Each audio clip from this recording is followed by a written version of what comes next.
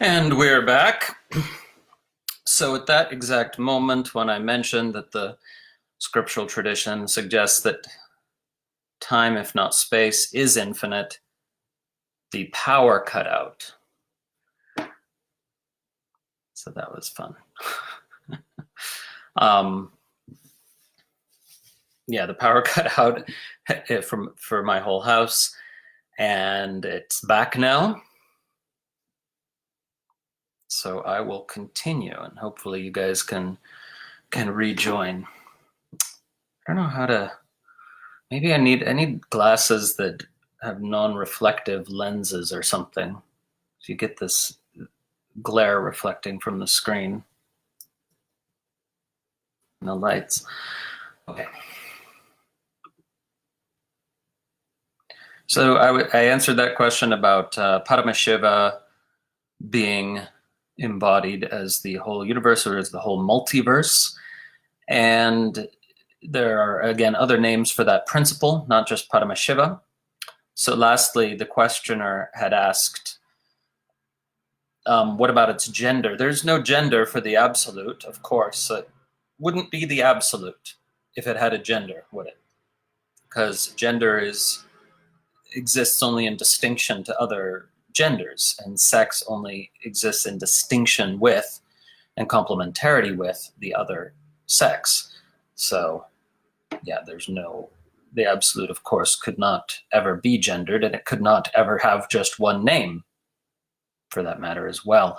And indeed, the tradition has, virtually countless names for the absolute. Okay. Where are we?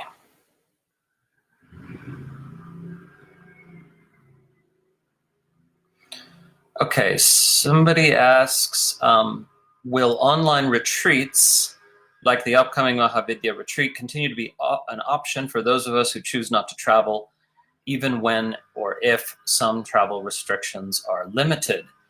And this person mentions quite rightly that there might be a pattern of quarantine opening for the next 2 years until a vaccine is found, or 18 months or whatever. And so, I think when it comes to that, we can trust, certainly not the American government, but we can trust the guidance of the WHO, that if it's safe for most people to travel, if they say it's safe, it is safe because they are fairly conservative, and they don't prioritize economies over human lives. So still, we will continue to have online retreats, insofar as quarantine is still a thing. So yes. Chris asks, is there an acceptable mantra for reverence to the great Abhinavagupta and the Trika lineage? Maybe I'll do a separate video about that and other mantras. Somebody was asking also about Om Krim Kalikayai Namaha. And I might do a separate video that'll go in the mantra unit to answer those questions. Let's move on to this one. What if science proved at a certain time in the future that consciousness is a brain electrobiological phenomenon, a neurological phenomenon, in other words? How would this impact a consciousness-based Tantra traditions? Well, this is a very interesting question. And I think it's important to realize that as far as we know, and we meaning the scientific community, which I, include myself in as an amateur devoted student of some branches of science, the scientific community is not at all confident that we will ever be able to do that. And I'll explain a little bit about why. Because, you see, the scientific community knows very well that correlation does not equal causation.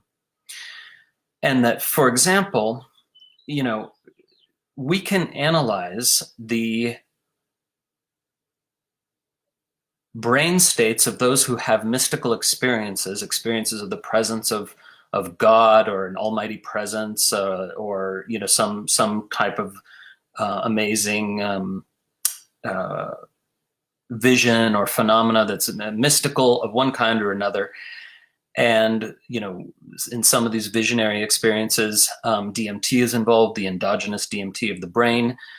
And we can analyze the brain states of those who have mystical experiences, but that in no way demonstrates that they are causative. All we can say is that when people have these kinds of mystical experiences, we can observe these kinds of brain states.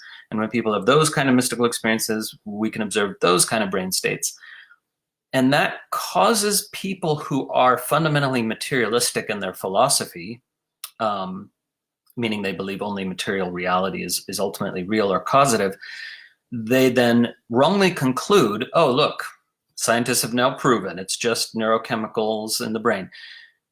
You can't reduce one to the other. You can't reduce the qualia of experience to the brain states that correlate to them. And this goes not just for mystical experience, but for any experience, right? So, for example, philosophers sometimes discuss the taste of a mango. The taste of a mango or the sound of middle C on a piano is a qualia, or quale in the singular. It's a consciousness experience that is in no way reducible to the brain state of the person having that experience, even though there are specific brain states that correlate with each and every experience. We cannot say that they are causative. So in the same way, scientists don't think, most respectable scientists don't think, that we will ever be able to give a full accounting for consciousness in purely neurological terms. We might be able to, at some point, demonstrate that this level of complexity is necessary for consciousness to exist in an embodied form. We might be able to demonstrate at some point, and scientists are working on this, we might be able to demonstrate that certain lower life forms who have very small brains are not having conscious experience, and other life forms with more complex brains are having conscious experience. And that would merely demonstrate that there's a threshold for conscious experience in terms of brain complexity, but that still wouldn't explain how conscious experience is caused. Why should there be consciousness at all? Why should there be anything it's like to be a human being? Why should there even be experience? It's not required by any of the laws of physics that the universe should have a conscious component. Now, another possibility being seriously entertained these days is panpsychism, which is very surprising. It's quite a turn up for the books, because panpsychism was dismissed long ago. Now it's made a comeback that many reputable scientists, or at least some reputable scientists, believe it's really possible that consciousness could be an inherent property of matter itself, meaning everything, all the way down to an atom, has some tiny fragment of consciousness, as it were. Not that consciousness can be fragmented, but that there's something absolutely unimaginable to us that it's like to be anything, even an atom. So this is actually newly being explored in science as a possibility. Again, that consciousness is an inherent property of matter itself. But see, this still doesn't require us to engage in reductionism, where we reduce everything to physical matter. If it's the case that consciousness is a property of matter, that doesn't establish that matter is prior, because from another point of view, you could equally well say matter is a property of consciousness. And indeed, that's exactly what the ancient masters in this tradition do say. That consciousness is fundamental and everything is epiphenomenal to it. And what's important is that there's no scope within science to prove this right or wrong. And there's no scope within science to prove materialism right either, even though most scientists are philosophically materialist or physicalist, meaning they hold that material reality is the only causative force in the universe, that it's fundamental, and everything else is epiphenomenal. But there's no way to prove that within science. it's just an assumption. It's almost a religious assumption that, again, we call materialism or physicalism. And a lot of scientists even forget, they're so used to that worldview that they even forget that there's no way to prove it. And one rare exception is the neurologist Sam Harris, who's famous these days as a popular commentator, but he is an accomplished PhD in neurology. And he argues quite rightly that actually you can't prove it either way. You can't prove materialism, and you can't prove the consciousness-only view, the view that consciousness is fundamental and everything else is epiphenomenal to it.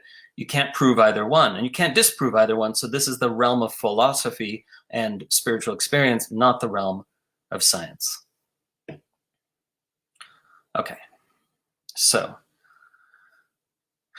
since we had a power outage at my house and had to reboot everything, I won't get to all the questions for sure, but I want to do another video tomorrow where I do finish these questions, because these are just great. There's so many great questions here.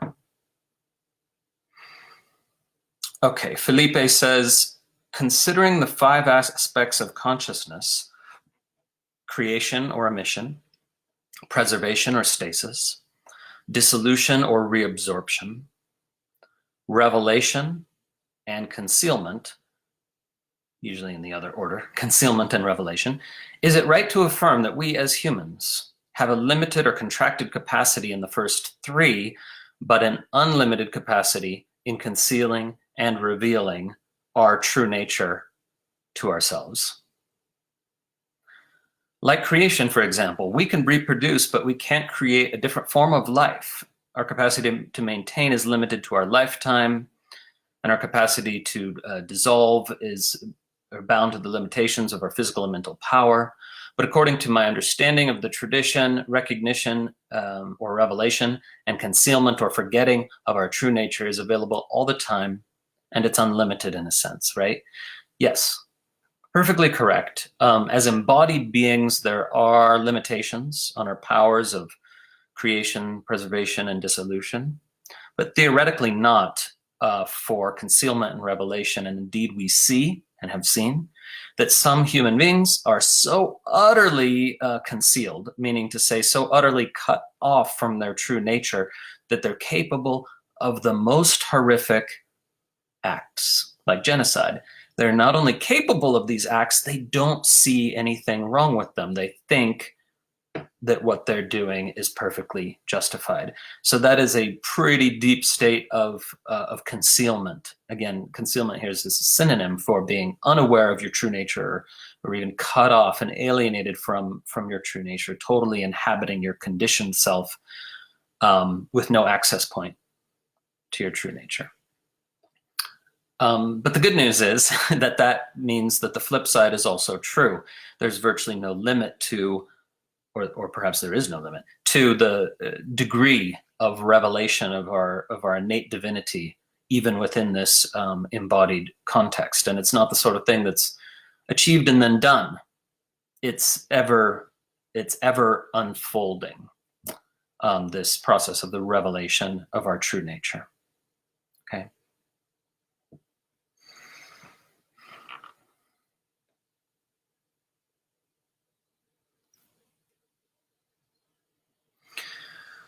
Alrighty.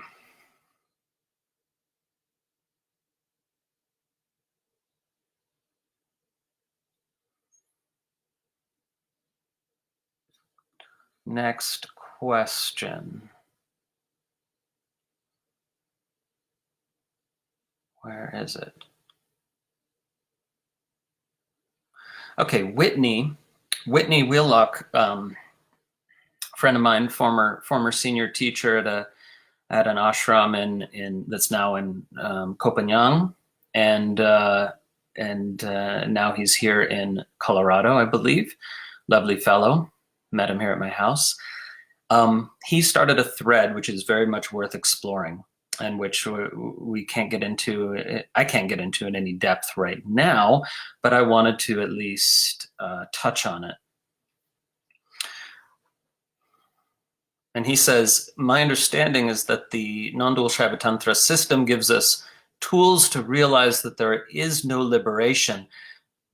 As we are all actually avatars of Devi expressing her infinite potential in this karmic playground. And yes, by the way, the word avatar does come from Sanskrit, avatara. And certainly that's a legitimate way of describing the nature of reality according to this view, that we're all avatars of Devi, Mahadevi, or Shiva, depending, doesn't matter, either one, because they're both the same at this level. Two sides of the same coin, that is. So we're all avatars of Devi expressing her infinite potentials in this karmic playground. He says, I understand awakening to the unveiled nature of reality is one of the equally delightful potentials Devi can choose to experience. The goddess. Devi means the goddess. But if she who has chosen to experience a veiled or contracted reality, how can she be liberated when she was the one who veiled herself in order to have that experience? This seems similar to untying a person who has asked to be tied up by a dominatrix and then calling it liberation. That person is certainly not looking to be liberated. That being is delighted in the experience of being literally bound. Gosh, I love this analogy. And it's actually a perfect analogy because the person who's tied up, who wants to be tied up, who wants to be bound by the dominatrix, also does want to be untied at a certain point. They don't want to stay tied up forever, do they?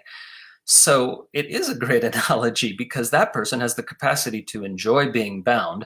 And if you experience yourself in a state of, psychic bondage, it is at least theoretically possible to realize, that this, on some very deep level, this was chosen and can be appreciated in light of the fact that it is temporary. It cannot be other than temporary. But just like the person who's literally tied up, you do want to be untied at some point. And that's how you end up on the spiritual path, right? And, this goes back to the earlier question about concealment and revelation. There is the tradition talks about a process of ripening. You start to be ready for the spiritual path. You start to long for liberation. Start to long to be unbound. And there's a period of a kind of delay where ripening needs to happen before you actually find a spiritual path or a version of the spiritual path which is going to work for you. So that process of ripening is necessary, and when you are ripe, then Shaktipata happens, this initial awakening to your true nature, which in the case of some people makes them into a conscious seeker for a path, and in the case of other people leads them to find a specific path. But we cannot say why Shaktipata happens when it does, because some people are so ripe for it that when it happens, it's an explosive event. And other people are just barely ripe enough for it to happen. And then when this initial awakening called Shaktipata happens, it is not an explosive event. It's a very subtle event that they might not even consciously notice, right? But the fact that you didn't have a dramatic, explosive, mystical initial awakening doesn't mean that you haven't received Shaktipat. Right, receiving Shaktipat means that you really turn towards the spiritual path and begin to take it seriously for the first time, even though it might have been a hobby, even an extensively explored hobby. Shaktipat is what makes the path real and alive for you in some sense, and things make sense that didn't make sense before. Right, even some people have had the experience of reading Tantra Illuminated. Don't get it. It's like, well, this is talking about something, but it's all Greek to me, or Sanskrit. And then they have a Shaktipat, and they go back and read Tantra Illuminated again, and they're like, oh my God, it makes sense. Many people have reported this, right? And certainly we can't say what the cause of Shaktipat is, but we can talk a little, one could talk about things that make it more likely, right? But they're not causative. They're not actually causative. Well, the only thing that's really could be said to be causative in this regard is longing for the truth. Okay.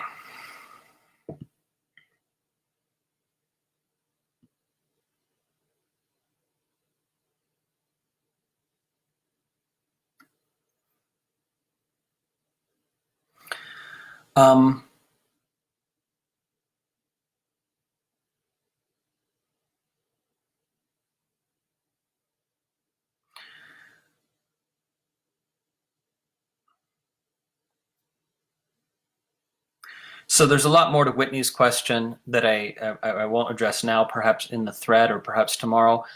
But he's asking many questions that are related, including, isn't liberation only a concept seen from the illusory perspective of the limited self?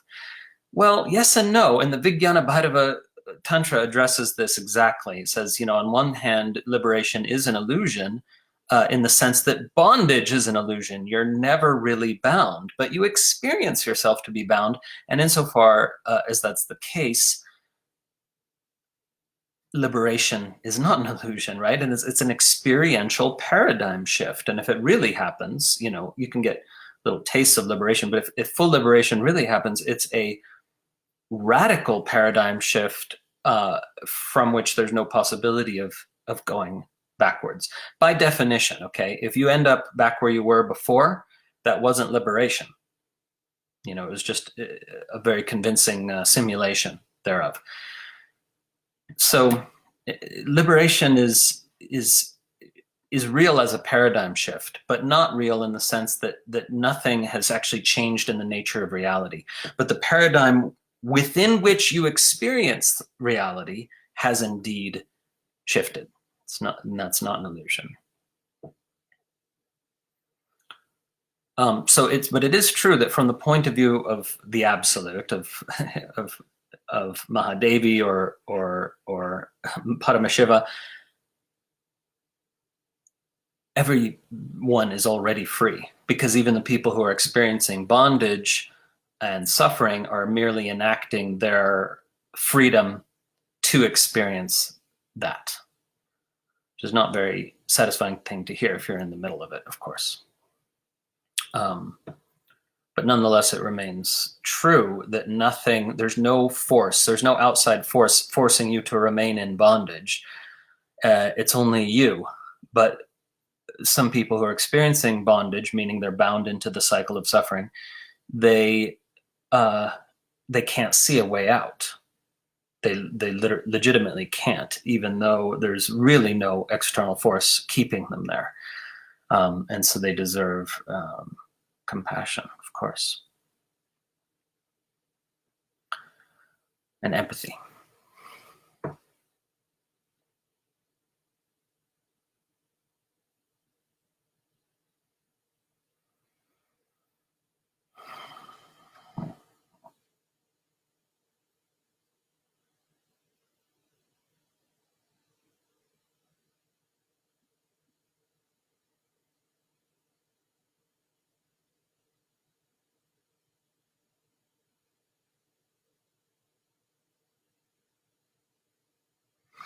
Okay, yep, there's just too many questions to answer them all.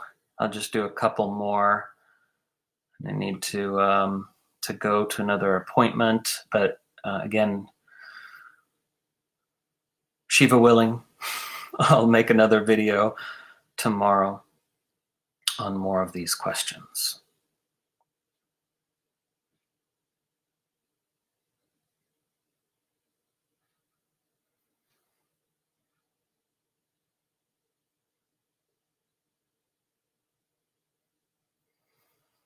Great questions from new group members. The group has grown rapidly lately.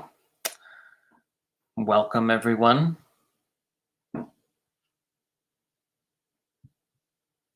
Okay, yeah, just a couple more short ones here.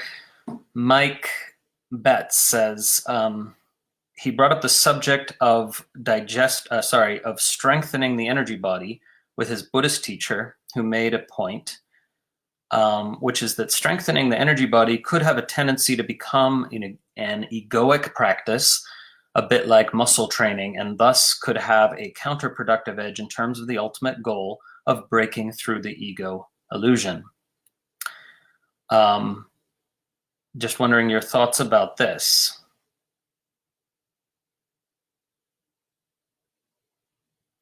Yes, absolutely, absolutely true. It's a major pitfall. On the one hand, we need to strengthen our energy body because if we don't, we can't digest our experiences, and undigested experiences, some of them tend to toxify and poison us in a way, right? So if you've ever met an old person who's sort of like very bitter, just like bitter and contracted and twisted and that is a good example of somebody who has failed to digest their life experiences.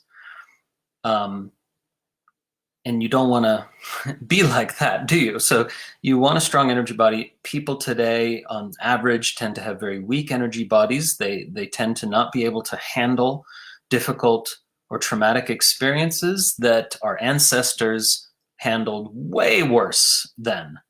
Of course, some of them also were traumatized and became horrible abusers, some of our ancestors. But many of our ancestors were also just sort of, tougher than us in a way. And various things about our culture have not, we haven't really, we've lost a tradition of mentorship. We've lost rites of passage.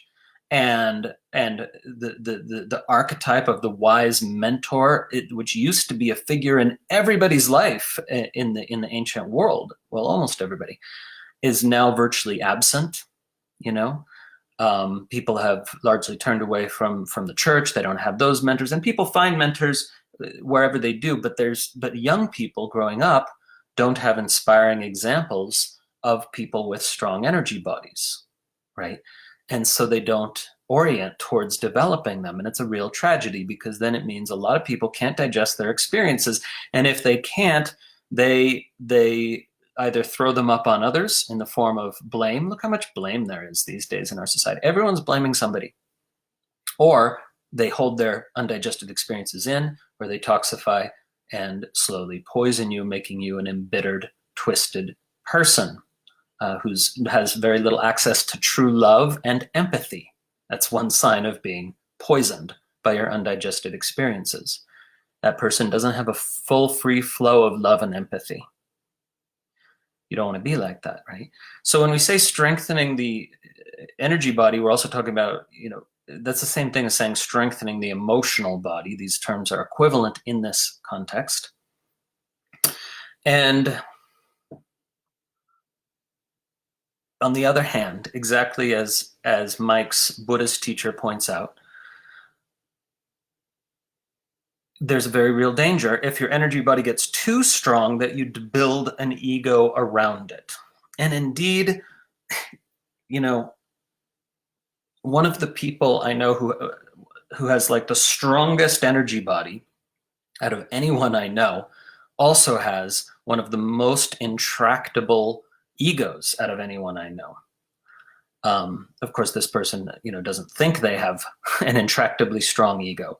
And that's, of course, one of the problems, is that a very strong ego can have built-in anosognosia, which is the inability to see that it's even present at all. So a person can have an intractably strong ego and think that they're relatively free from ego as part of their self-image, which is astonishing sometimes to those around them. But anyway, yes, it's a real danger, and I've certainly seen, that people who kind of make a strong energy body almost an end in itself, even if they're giving sort of lip service to awakening and liberation, building a strong energy body can become a very, very central focus. And you can, once you learn how to, open all the centers and move the energy and purify samskaras and do all this stuff, you do become very powerful. You can become a very powerful personality, a very charismatic person, and it's hard not to, develop a spiritual ego around that. And since strong energy body is supposedly a desirable thing in the tradition, you can have a strong spiritual ego that is also concealing itself from itself. So it's almost like too much of a good thing is a bad thing. And this is generally true, right? So there is too much of a good thing with building a strong energy body, or that you can mitigate that effect by not making it a goal in and of itself, and being very vigilant about the development of self-images, which is all ego is, right? The development of self-images that are based on that strong energy body.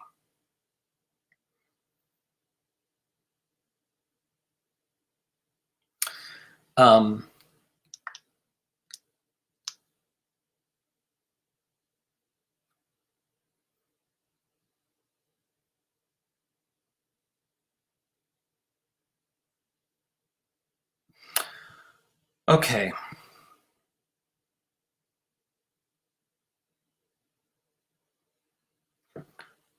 Almost done.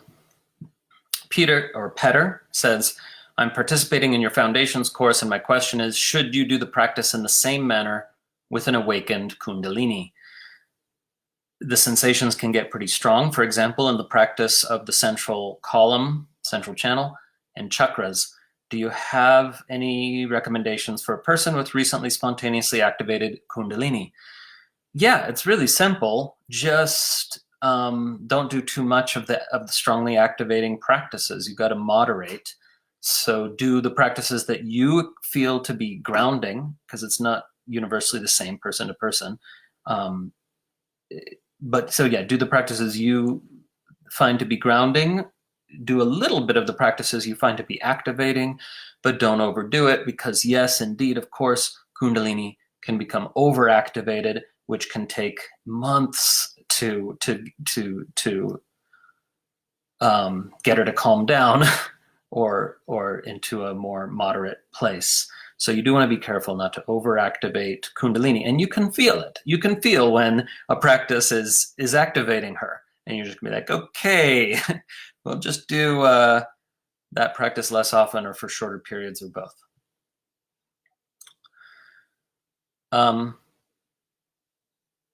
Nathan asks about creating a healthy sense of self. So often, I and others exhibit what I've heard called the piece of shit at the center of the universe mentality. This is like totally sums up the 21st century ego, especially in America. Everyone is like, not everyone, but so many people are narcissistic, and also underneath that suspect that they're a piece of shit. And it's a paradox, and I wrote a blog about it. I think it's called Becoming Undivided. So please read that. Anyway, Nathan says, although I've come a long way from where I started, I often still feel beset by the alternating stories of grandiosity and self-loathing I tell about myself. Well, first of all, it's not your fault you were set up, because American culture especially, but increasingly global culture, tells young people in various ways, parents, TV, so many ways, teachers, they tell young people, you are special, you are so special. And because they're trying to help them build healthy self-esteem, but it backfires, because we get this message that we're so special and so important, and then our performance can never actually live up to that self-image of extreme specialness. And of course, it's just a thought. It has no basis in reality. How can you be specialer than anyone else? And if everyone is equally special, nobody's special except that they are. Everyone's a perfect expression of the one, but nobody's special in the sense of being specialer. Right? It's just in the mind. And so, but we get this messaging, and it's just a very clumsy way that our culture tries to confer self-esteem on young people, but it backfired horribly because, again, nobody can live up to the self-image they have of their potential, right? And it's just a self-image. And, the worst example is when kids are told, dream big, you can be anything you want to be. You can do anything you want to do. Well, that's just not true. That's a lie, especially if the child is not in the position of maximum privilege, maximum economic, social, ethnic, racial, and gender privilege. Then almost definitely, and intelligence privilege also, then they can't do anything they want to do, and they can't achieve anything they want to achieve. And so we set them up by telling them this lie. And then when they aren't able to achieve some grandiose dream, they feel there must be something wrong with me. And then they're stuck with this conflicting self-image of I'm really special, but also I'm a failure or I'm a piece of shit. And it's just a clusterfuck in the psyche. But the good news is none of it's real, and you can be free of it. Just drop these stories. These are these bullshit stories, None of them are true. You know that. Deep down, you know that. It's meaningless to say, I'm special or any of those things. It's meaningless to say I'm a piece of shit. Those are just thoughts, And what you replace these stories with is a deep trust that you can simply let life have its way with you. You can simply let life move through you. If you have passion, act on it, just let it flow through. If you don't have passion, that's okay. Not everyone needs to be passionate, it wouldn't work if everyone in the world is, self-employed, passionate entrepreneur, and unless we have universal basic income, then maybe it'll work. Okay, that's a social issue. But you see what I mean? If you surrender to life, let life have its way with you, show up for the invitations that life gives you, and then just trust whatever the outcome actually is great. You do your best, leave the rest to God, to put it in dualistic terms, but it's a useful phrase.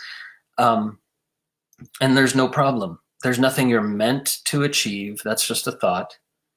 There's no, life purpose that if you don't fulfill it, you failed. That's a terrible idea that hurts people. Just be you. Just do you. And you've already fulfilled and achieved the purpose of your life, because the only purpose is to incarnate the aspect of the divine or the facet of the divine that you are. And you're already doing that. So just stop struggling to do anything else. It's that simple, and yet it's so hard for people to accept this and do it. Literally, you're already an incarnation of the facet of the divine that wanted to incarnate through you, as it were. And you can't mess that up. But what you can do is create suffering for yourself by struggling to be something else than what you already are, or to do something other than what life naturally wants to do through you. And if there's a key to happiness, I'd say that's it. So it's a good place to end the video.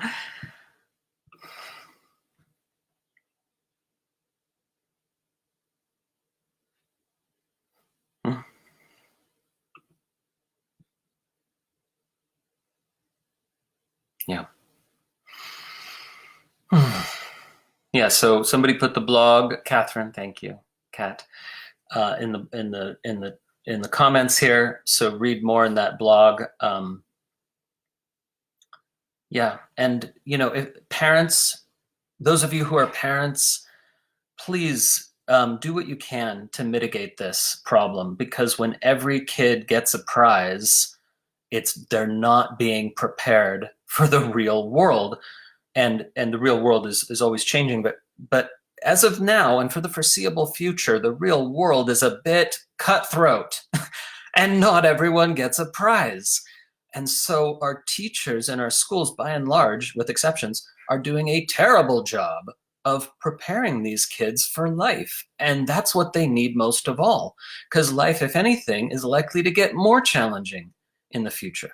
So please advocate for this. Real world consequences. Not everyone can be the best. Not everyone gets a prize, but everyone can be encouraged. Every kid can be encouraged that if they focus on what they have aptitude for and work hard, they will do well.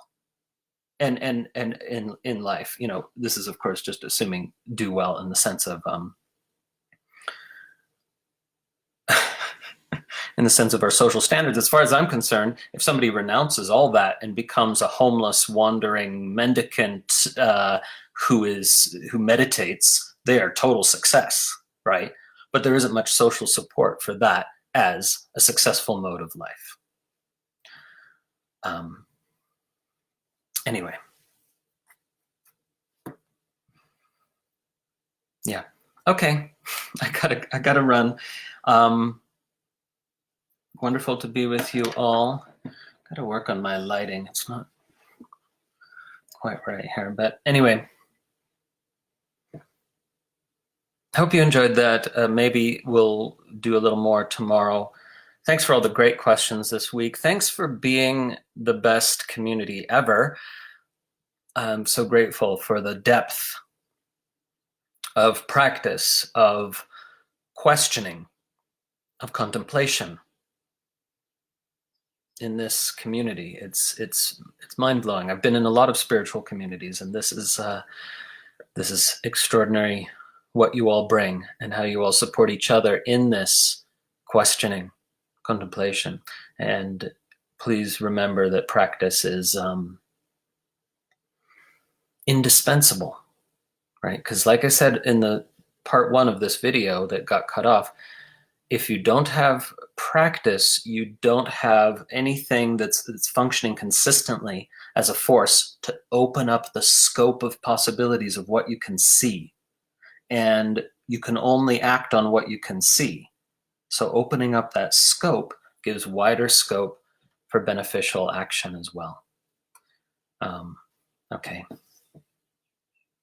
Take care, lots of love, and see you soon.